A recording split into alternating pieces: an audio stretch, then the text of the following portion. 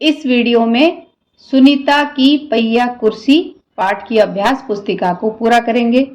नमस्कार सभी को, हिंदी कला केंद्र में आपका स्वागत है। अगर आप इस चैनल पर नए हैं तो पहले इसको सब्सक्राइब करें व बेल आइकन को दबाना ना भूलें ताकि नए वीडियो का नोटिफिकेशन सबसे पहले आपको मिले।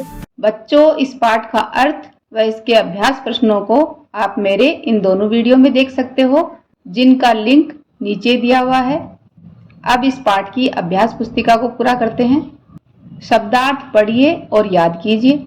जैसे कि फुर्ती का अर्थ है चुस्ती, अजीब अनोखा, उदास दुखी, परवाह किसी बात की और मन लगाना, व्यवहार बर्ताव, स्वयं अपने आप, मदद सहायता, राहत चैन, झट जल्दी से या तुरंत, किसने किससे कहा, माँ बाजार से क्या क्या लाना है। तो ये बात आपने पाठ में पढ़ी थी। किसने कही थी? सुनीता ने। और किससे? अपनी माँ से। क्या तुम अकेले संभाल लोगी? ये बात माँ ने कही थी और सुनीता से। तुम्हारे पास यह अजीब सी चीज क्या है? ये बात फरीदा ने कही थी सुनीता से। शायद तुम्हारी पहिया कुर्सी के कारण ही वे ऐसा व्यवहार करते हैं। ये बात अमित ने कही थी। किससे? सुनीता से। नहीं, हम दोनों दूसरे बच्चों जैसे ही हैं। ये बात सुनीता ने कही थी अमित से। प्रश्नों के उत्तर लिखिए। सुनीता आज खुश क्यों थी? सुनीता को आज बाजार जाना था, इसलिए वह खुश थी। छुट्टी के दिन बच्चे क्या कर रहे थे? छुट्टी के दिन हर जगह बच्चे खेल रहे थे। छोटू कौन था? उसका नाम लिखिए। छोटू एक छोटे कद का लड़का था और उसका नाम अमित था। छोटू ने उसकी क्या सहायता कैसे और क्यों की थी? छोटू ने उसकी से किसका अर्थ है? सुनीता से। उसकी पहिया कुर्सी को दुकान की सीढ़ी पर चढ़ाने में सहायता की थी। छोटू ने पहिया कुर्सी के पीछे लगे पैडल को दबाया और आगे वाले पहिए सीढ़ी के ऊपर चढ़ा दिए। छोटू ने उसकी सहायता क्यों की? क्योंकि छोटू भी सुनीता को अपनी तरह अलग समझता था। फरीदा ने सुनीता से क्या पूछा था? फरीदा ने सुनीता से पूछा कि तुम्हारे पास यह अजीब सी चीज क्या है? अमित और सुनीता दूसरे बच्चों से अलग कैसे थे? अमित का कद बाकी बच्चों से बहुत छोटा था और सुनीता को चलने के लिए पहिया कुर्सी की जरूरत पड़ती थी, इसलिए वह दोनों बाकी बच्चों से अलग थे। दो दो पर्यायवाची शब्द लिखिए। तो बच्चों, इनके पर्यायवाची शब्द बताने हैं। जैसे सुबह के सवेरा, प्रातः, हाथ का हस्त, कर, माँ का जननी माता, रास्ता का राह मार्ग, आँख का नेत्र नयन। विलोम शब्द लिखिए। लेना का देना, पीछे का आगे, छोटा का बड़ा, मुश्किल का आसान, सवाल जवाब, अपना पराया। उदाहरण देखकर की और की लिखकर खाली स्थान भरिए। यानी इसमें छोटी ई की मात्रा कै में जुड़ने से बनती है और इसमें बड़ी ई की मात्रा।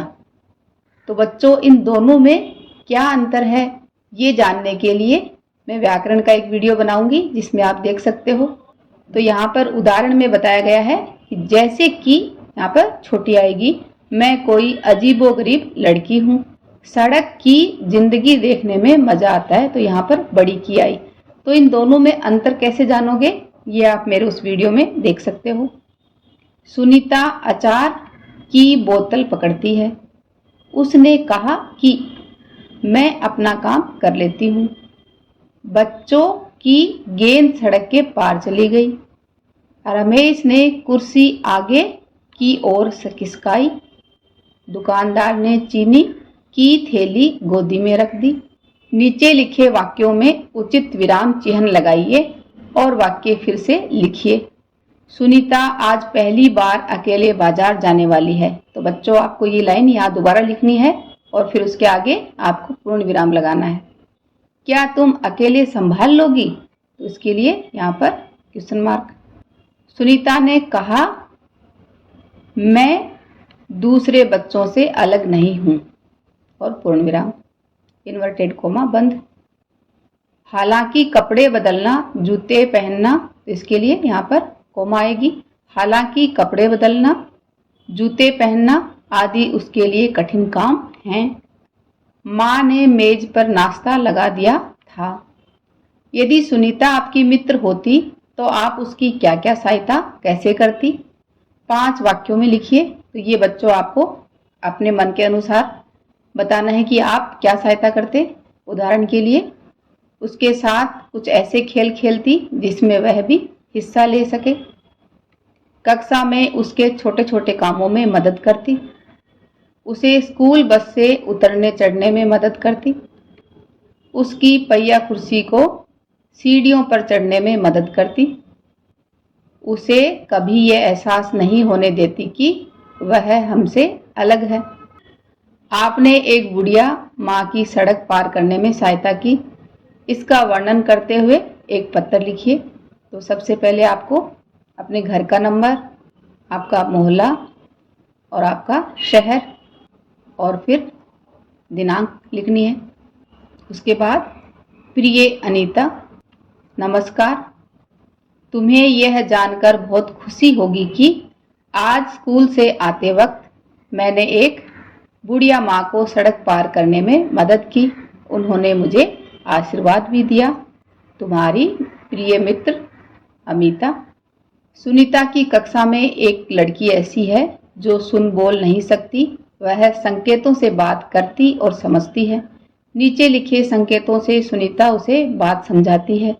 आप भी उसकी बात समझने के लिए ब्रेल लिपि और संकेत भाषा ध्यान से देखिए और समझिए।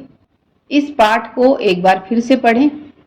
पाठ को अच्छी तरह से समझने के लिए इसके अर्थ व अभ्यास प्रश्नों वाले मेरे वीडियो को जरूर देखें। बच्चों, ब्रेल लिपि क्या है इस बारे में अपने माता पिता से जानें। सुझाव और सुधारों के लिए कमेंट बॉक्स में लिखें। अगर हमारे वीडियो बन ही रहे हैं आपके फेवरेट, तो फिर क्यों ना करें इनको लाइक, सब्सक्राइब और रिकमेंड। हमें और बेहतर बनाने के लिए आप कर सकते हैं कमेंट। धन्यवाद।